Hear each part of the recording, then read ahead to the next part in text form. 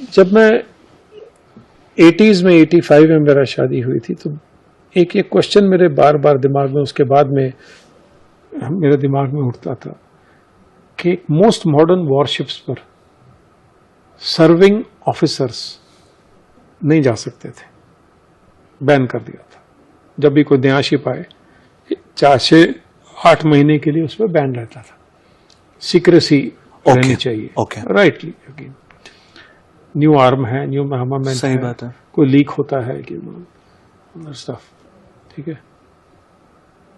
लेकिन एक कोई राजीव गांधी थे, वो इटालियन के साथ में शादी किए और बर्मिंघम आइलैंड पे हर साल हनीमून के लिए जाते थे अपने इन लॉज के साथ में, और भारत के front line warships, submarines and aircraft carrier उनकी सर्विस में जाते थे। मेरे अपने कोर्समेट्स जो पायलट्स थे वो हेलीकॉप्टर में शिप में जाते थे और उनको वाइन सर्व होती थी वहाँ, क्योंकि वहाँ इन आइलैंड्स में आप शिप अलोंग साइड नहीं ले जा सकते, फ्लोट ही करना है उनको, क्योंकि डेप्थ जिन्हें 1000 मीटर 2000 मीटर बहुत गहरी है, एंडलेस है, तो वहाँ एंकर कहाँ लगेगा, एंकर तो जाएगा नहीं, तो द शिप्स वुड फ्लोट।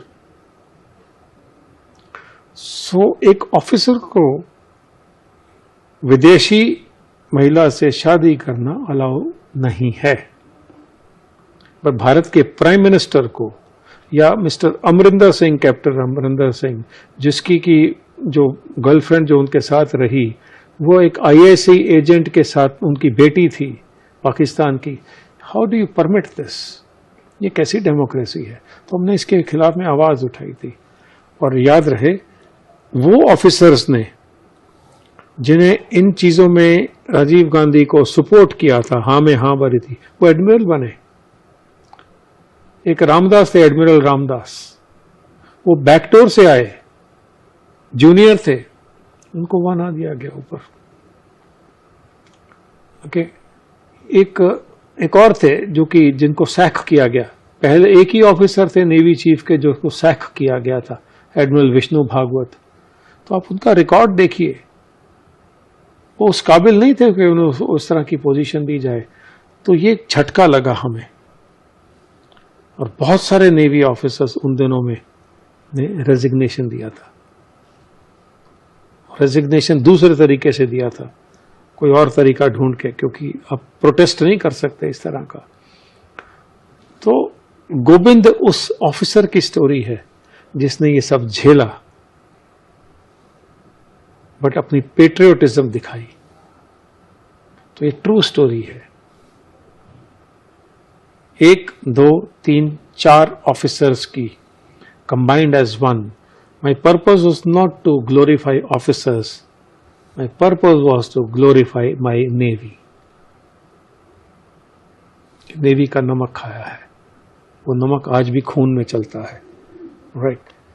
तो उसमें उस ऑफिसर को जिसने गलती किया उसको एक्सपोज किया है, क्योंकि हनी ट्रैपिंग हुआ।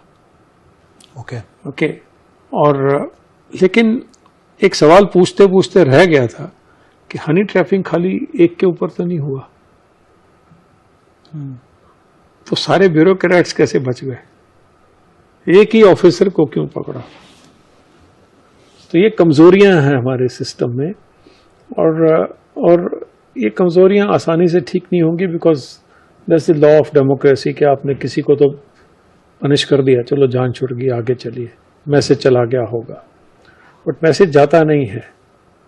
बोफोर्स अचानक से नहीं हुई, ऑगस्टा अचानक से नहीं हुई। ओके, अगर आप फौज के खिलाफ में कुछ इस तरह के काम करते हैं और कंप्रोमाइज करते हैं और QRs क्वालिटेटिव रिक्वायरमेंट्स चेंज करते हैं, तो उसका असर आप पर तो नहीं होगा, बट मेरा फौजी मरता है और आगे वाली जनरेशन पे भी असर होता है। सो इसलिए जब ये चेंजेस हुए, एंड हेड्स ऑफ टू, क्योंकि मैं डरता कोई से नहीं हूं, hats off to prime minister Modi, जो चेंजेस ये लेके आए, जो फौज में चेंजेस लेके आए, जो उन्होंने जो हर 26 जनवरी या रिपब्लिक डे को ये चले जाते हैं बॉर्डर पर जवानों के पास में, उनके साथ दिवाली मनाने चले जाते हैं। आज तक कभी नहीं हुआ है। ये बहुत बड़ा हौसला बुलंद होता है।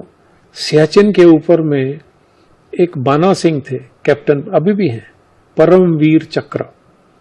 उसको कांग्रेस ने 2.5 एकड़ जमीन इनाम में दी थी क्योंकि सियाचिन जीता था अकेले बाना सिंह ने।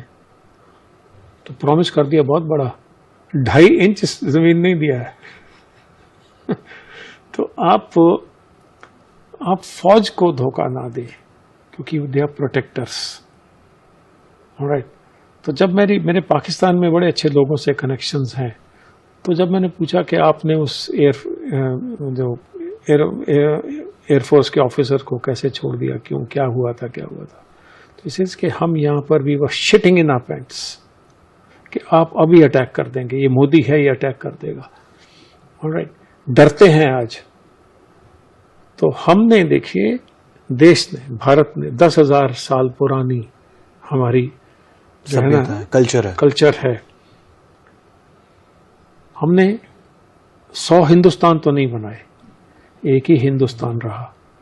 भारत महाद्वीप से भारत बना, छोटा हो गया लेकिन फैले नहीं। 1700 साल पहले क्रिश्चियनिटी आई थी, आज 100 देश हैं क्रिश्चियनिटी के। 1400 साल पहले इस्लाम आया था, आज 56 देश हैं इस्लाम के। भारत तो अकेला रहा। हमने तो कभी ऐसा नहीं किया है। तो जो महात्मा कहे जाने वाले मोहनदास करमचंद गांधी हैं, नेहरू के साथ मिलके गांधी